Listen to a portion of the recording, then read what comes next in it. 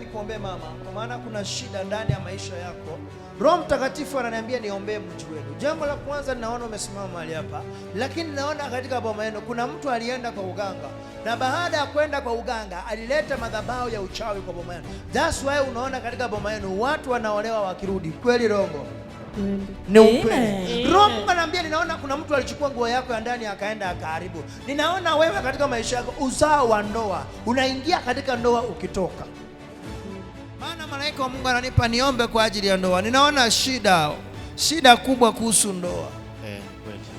Ninaona nyumbani unaanza kujenga nyumba. Naona nyumba inaanza kujengwa, lakini bibi nifu unakuja kupata hiyo nyumba. Yaani vitu vilikuja ikatendeka, shida ikaingia kwa pamoja, hiyo nyumba ikaachwa kujengwa. Kuna spirit umejengewa juu yako, hata ukipata kazi kwa mikono yako ikusaidii. Hivi hata nikifanya nafanya tu miezi 2, na hata nikipata pesa. Roho Mungu anaambia ni kuondolee spirit of witchcraft. Kuna vile unapigwa kiasi ya kuwa una uwezo. Natuma malaika watakatifu kusaidia vita katika jina la Yesu. Amen. Ninaona katika boma yenu watu wametupiwa spirit of rejection. Mahali popote unasimama umeshindwa. Na malaika wa Mungu ananiambia ni kuombee. Wewe ulikuwa na mali kwa mikono, lakini saa hii hauna kitu. Naenda kukuombea saa hii. Na hiyo shida uko nayo na kuombea saa hii. Na laana uko nayo na kuombea saa hii. Na yote aliyokuendea na kuombea saa hii. Na uchawi waliotupa kwako na iondoa. Basi mpendwa mtazamaji wa runinga ya Tinga TV, nite nabii Steve Juma, umebarikiwa mahali ulipo.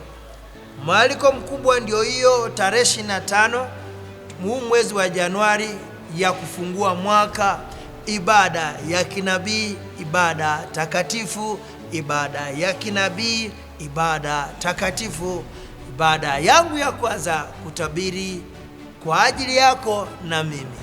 Na kuomba na kukaribisha mahali ulipo, prophetic service. Chukua ndugu, chukua dada, chukua cousins, chukua marafiki, tukutane kwa ibada ya kinabii.